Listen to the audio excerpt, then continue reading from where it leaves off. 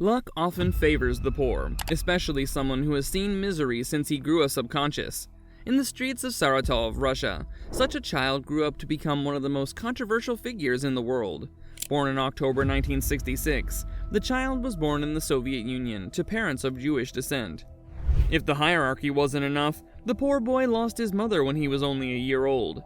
The father continued to care for him despite the scarcity of resources, but he also passed away 2 years later. His relatives continued to care for him, but it was obvious that the boy had made up his mind to turn his life around. The boy showed true potential in the field of mathematics and analytical thinking, and that made him one of the brightest students in his class. He understood the importance of education and made it his mission to read as many books as he could and develop his intellect. This approach enabled him to remember his background and how he could overcome those obstacles through education. But it wasn't all smooth sailing, as the country was on the brink of war. Determined to work his way to the top, he enrolled in the army when the Soviet Union was dealing with plenty of problems.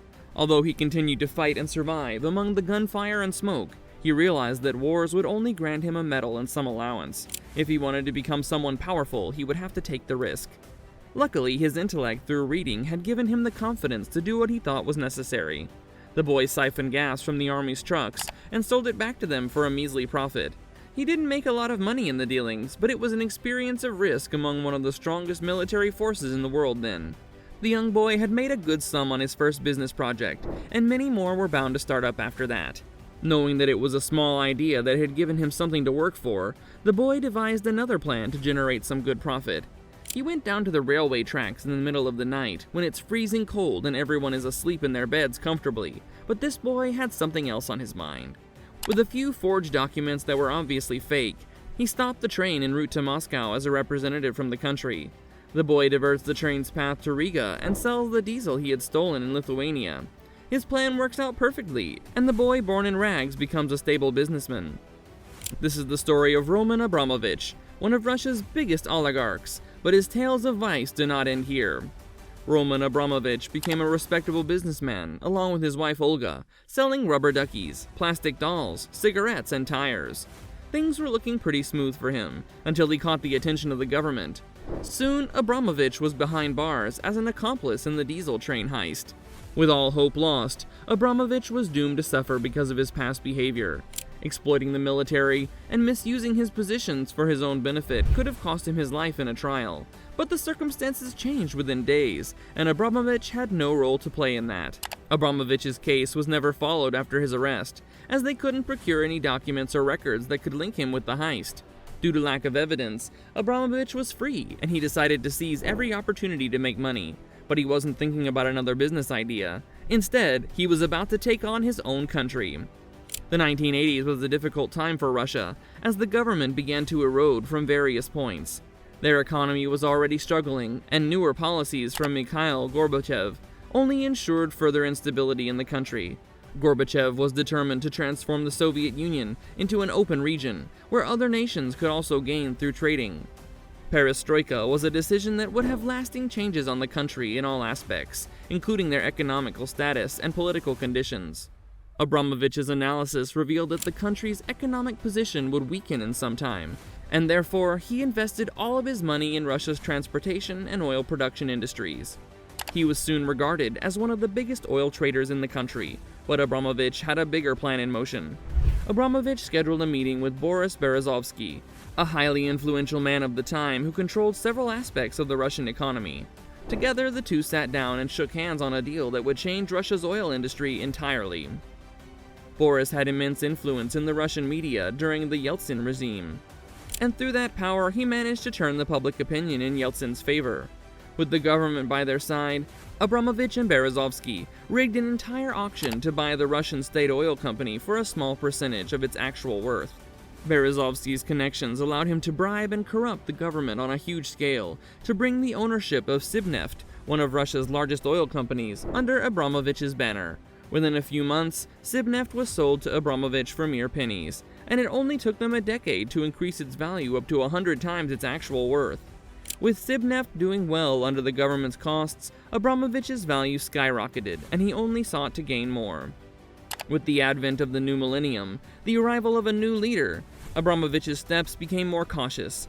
Vladimir Putin, who's responsible for taking Russia into a higher step of greatness, came into power and waged war against the oligarchs and their heinous measures to devour national treasures of Russia. Abramovich realized that he couldn't afford a tiny error in front of the former KGB spy, and therefore stayed on Putin's good side. Abramovich disappeared from the public eye and remained loyal to the Russian throne, but Putin wasn't looking to investigate Abramovich, as the two had a history. During the reign of Boris Yeltsin, Abramovich had recommended Putin as the successor to Yeltsin's position, and Putin was just returning the favor. At a time when Vladimir Putin was ambitious to chase down the oligarchs, he kept Abramovich by his side.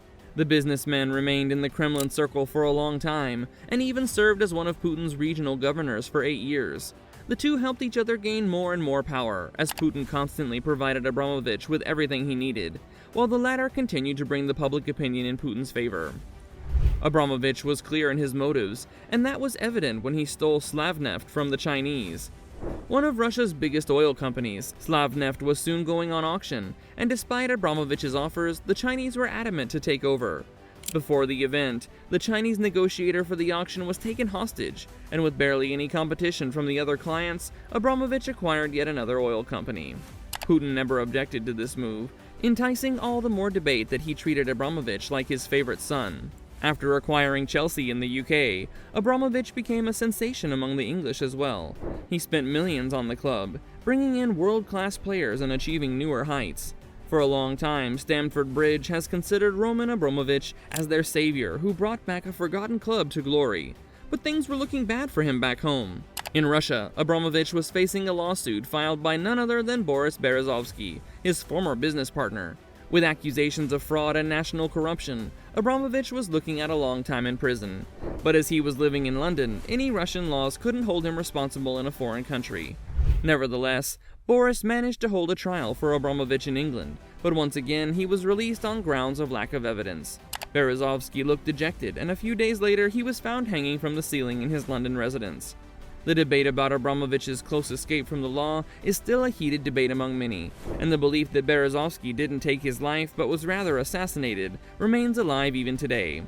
The Russian invasion of Ukraine has made many oligarchs in the country worried. Even Abramovich has suffered in this case, as he had to sell his club due to the sanctions. He also suffered third-degree burns due to chemical poisoning while holding peace talks between the two countries, and he has been making speedy recovery since the incident.